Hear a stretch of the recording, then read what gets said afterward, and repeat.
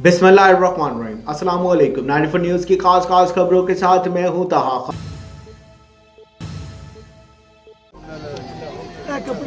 मदी बहाउद्दीन कत्ल की वारदातों का सिलसिला रुक न सका। मदी बहाउद्दीन आज सुबह के वक्त पेश आया ढोकसारन में एक अफसोसनाक वाकया। चौधरी फैज अहमद साकन ढोकसारन नहर से पानी लेने जा रहा था। गांव से निकलते ही घात लगाए मुसल्लह अफराद ने फायरिंग कर दी।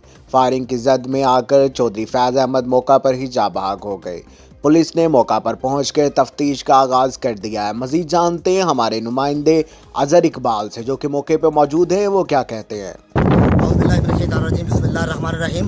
मैं इस वक्त मौजूद हूँ ढोकसारन, जहाँ पे एक बहुत बड़ा सानिया हुआ। चौधरी फैज अहमद बाबे हाजी का वो नहर से पानी लेने जा रहा था, तो गांव से निकलते ही किसी ने मोटरसाइकिल पर मुसल्लह सवारों ने फायरिंग करके उनको कत्ल कर दिया गया। बजाय कत्ल मालूम नहीं, डेड बॉडी को पोस्टमार्टम के लिए भेज दिया गया है और इसने आकर तफ्तीश शुरू कर दी है।